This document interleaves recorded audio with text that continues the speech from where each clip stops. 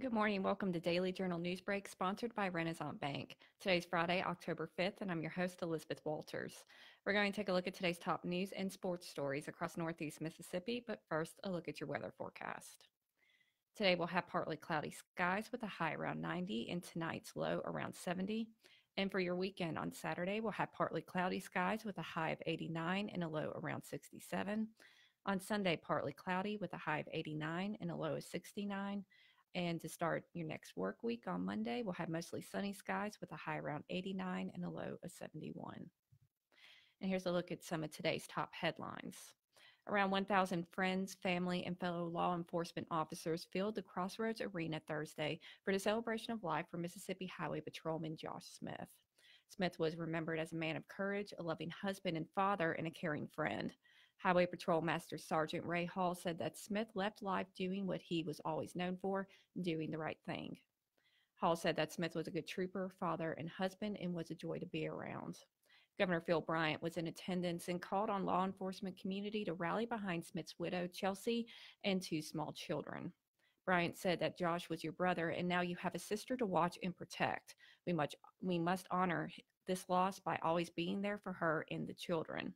And following the service, Smith's body was escorted by law enforcement vehicles to the Lone Oak Baptist Church Cemetery, where he was laid to rest with full MHP honors.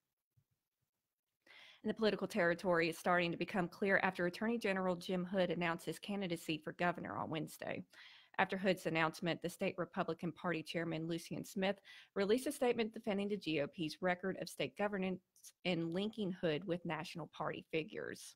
The state GOP organization also tweeted criticism for Hood's decision in 2013 to live and work from Houston, even as a statewide official. And that tweet said that since Hood's been on vacation in Houston, Republicans have helped businesses create over 70,000 jobs in the state.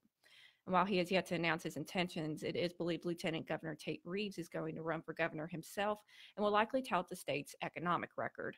Meanwhile, Hood has already criticized Mississippi's economic growth, saying it's sluggish compared to the broader Southeast, and said that too many college graduates leave the state to find work. And as far as social issues, we asked Hood after his announcement on Wednesday how he plans to position himself, and he said that the people want to talk economics, and his focus is about economic development and an economy for all. And two Hilton brand hotels will be built at the same time next year as part of the $50 million Pinnacle Point development on North Gloucester Street.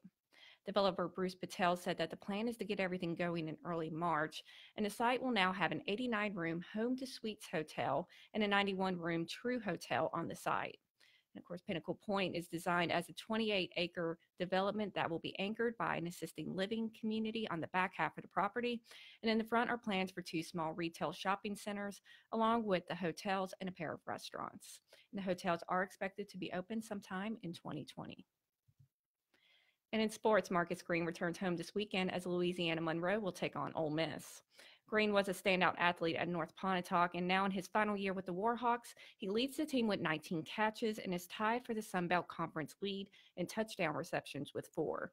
His 7 plays at 20-plus yards also leads the team, and his 4 catches of 30-plus yards puts him in the NCAA top 20.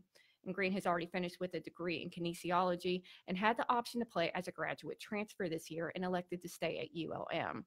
He said that the university has been his home for the last 4 years, and they're the only school that offered him a scholarship out of high school, so why not finish this out? Sports Illustrated, The Sporting News, and Phil Steele all named him to their preseason All-America teams as a kick returner. And Lindy's has ranked him as the nation's number 4 all-purpose player.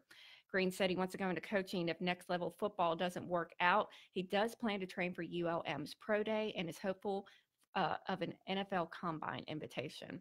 And Ole Miss will host the Warhawks for homecoming at 3 o'clock on Saturday. And that does it for Newsbreak on this Friday. Don't forget that this show is just one of the many online offerings courtesy of the Daily Journal that gets you news off the page and on the go. Each story discussed today on Newsbreak can be found in your Daily Journal or online at djournal.com, where you can find a new episode of Newsbreak each weekday morning. Thanks for joining us. I'm Elizabeth Walters. Have a great weekend.